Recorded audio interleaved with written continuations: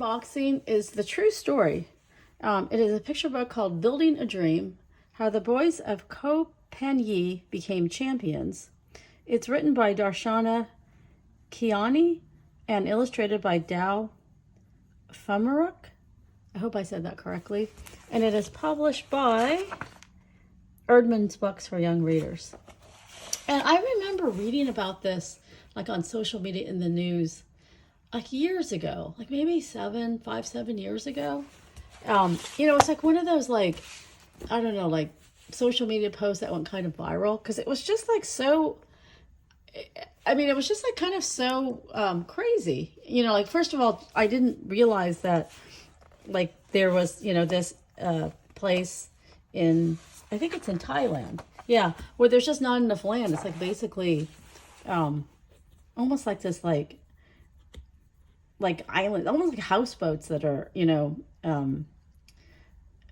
like forming like their own island. But I think there's some land, but basically there's no land, like even for a soccer pitch, which, is big, but isn't like isn't like, it is, I don't think a soccer pitch is even as big as a football field. But, and so there's no land, and like, that might be true for people all over the world.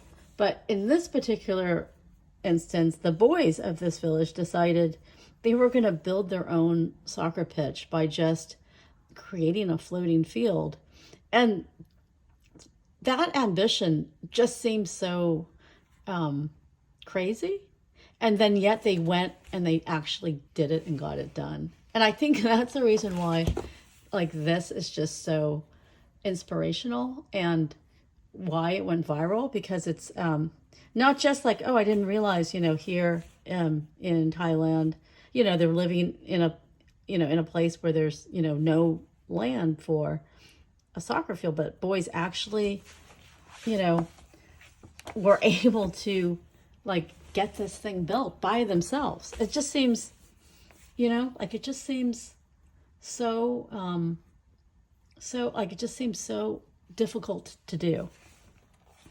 So here they are trying to play in what little space they have. It looks like it's like a, like the small beach area.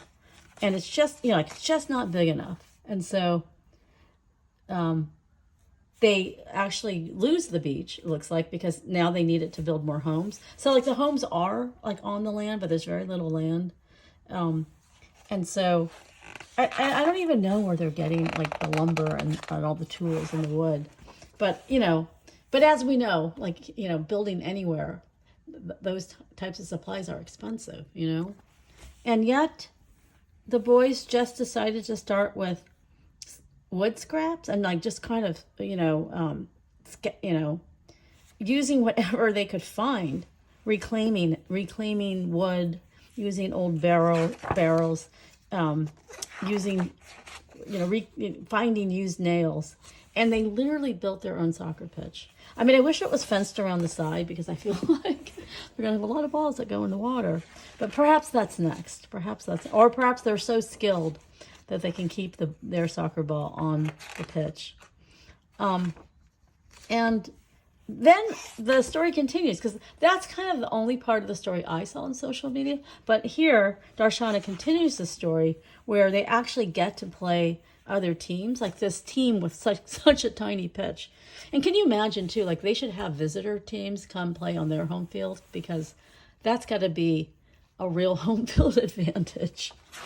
But yeah, they didn't win the tournament because obviously, it looks like they also didn't grow up with a soccer pitch to play for years and years and years. But they followed their dream. They built their own soccer pitch. They got to play soccer elsewhere. And I mean, that in itself is just, it's just young boys. It's crazy, right? It's inspiring. Problem solving, persistence. It's even a story of just like upcycling, like using reclaimed wood and not giving up. And, I would imagine there's a little bit of adult help, but It doesn't seem like that. It seems like they really did it themselves.